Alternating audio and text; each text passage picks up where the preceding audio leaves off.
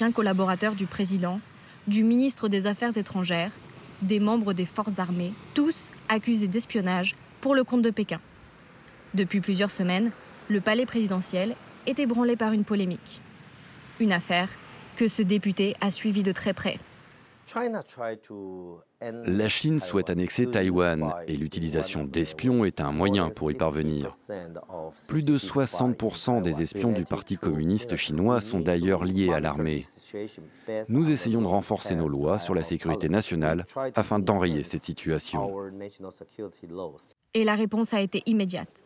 Parmi les mesures annoncées, la réhabilitation de tribunaux militaires pour traiter les cas d'espionnage et des contrôles pour vérifier si les fonctionnaires possèdent une carte d'identité chinoise. Mais les organisations de défense des droits de l'homme interpellent le gouvernement sur le sort des Chinois vivant à Taïwan.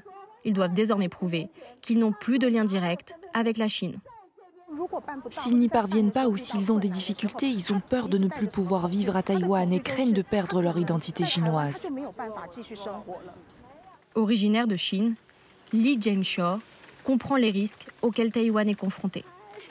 Mais elle estime que les lois sur la sécurité nationale ne doivent pas discriminer les immigrés comme elle. Si nous qualifions ces gens d'ennemis, c'est comme si nous les repoussions. La Chine est le seul véritable défi pour la sécurité nationale de Taïwan. Échanger lorsque nous devons échanger, confronter lorsque nous devons nous confronter, coopérer lorsque nous devons coopérer, ce n'est qu'à cette condition que les relations entre les deux rives du détroit seront stables à long terme.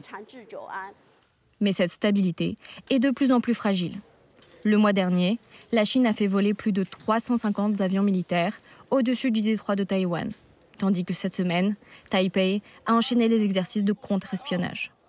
Car, comme le prévient le président, le danger vient de plus en plus de l'intérieur.